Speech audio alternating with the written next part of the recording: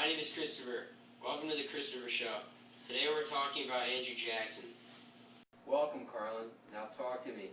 I know you are a big supporter of Andrew Jackson. Now there has been some allegations that Jackson despised Native Americans. Is this true?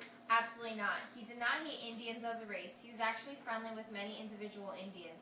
He even adopted an Indian orphan for a companion for his son. Interesting.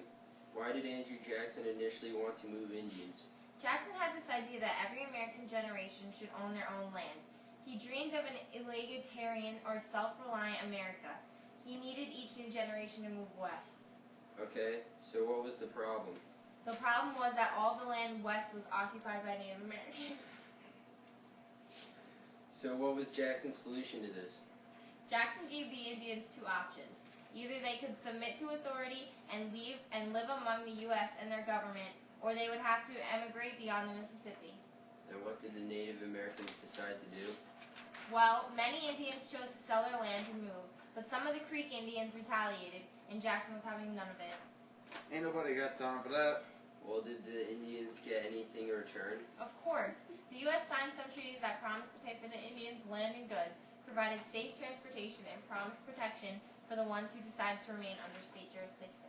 Why do you think people blame the Indian removal on Andrew Jackson? Andrew Jackson was a supporter of the Indian removal, but the thing was, it was not all him. That was what the American people wanted too. People just used Jackson as someone to blame. Now, people are saying that the Battle of Horseshoe Bend was a brutal battle, but was it necessary? Yes, it was considered one of Jackson's greatest triumphs. When a Cherokee... It's actually Cherokee. My bad. When Cherokee Indians brought the case that challenged Georgia's plan to remove Cherokees, and the court agreed with them, was it right for Jackson to overrule them? Yes, Jackson was the president and he knew best. He did that in favor of the U.S. citizens too. It was great to have you here, Carlin. Great to be here.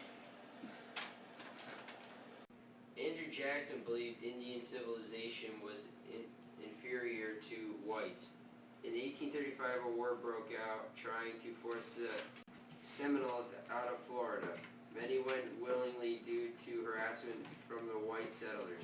Here today we have Anna discussing why it was right or wrong of Jackson to force the Indians out of their homeland. Oh, hey Anna, how you doing today? I'm good.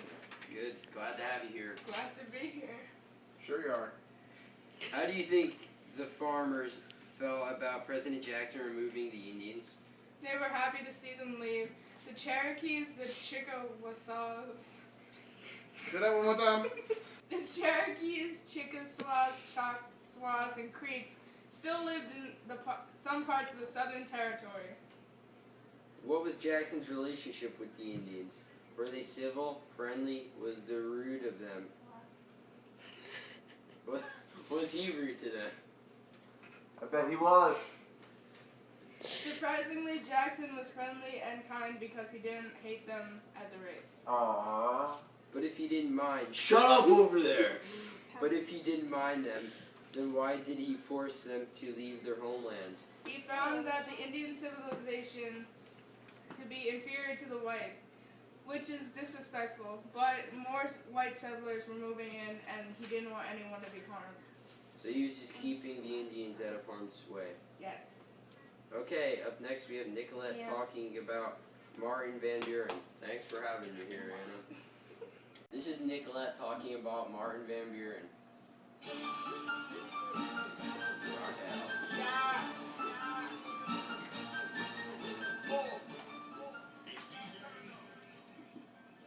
Good morning. How are you doing today? I'm doing just fine. How about yourself? I'm fine, thanks for asking. Is it true Martin Van Buren and President Jackson had a thing going? Well, both Martin Van Buren and Jackson were both in the Democratic Party. Van Buren was also one of the key organizers of the party. Didn't Jackson also serve as the Secretary of State? Yes, he did serve as Jackson's Secretary of State, and he also became his vice president during Jackson's presidency. Wow, what a man he was. What year was Jackson's presidency and what was Martin Van Buren Secretary of State? Jackson became president in 1829, and he ended his presidency in 1837. Van Buren was Jackson's Secretary of State from 18 Buren.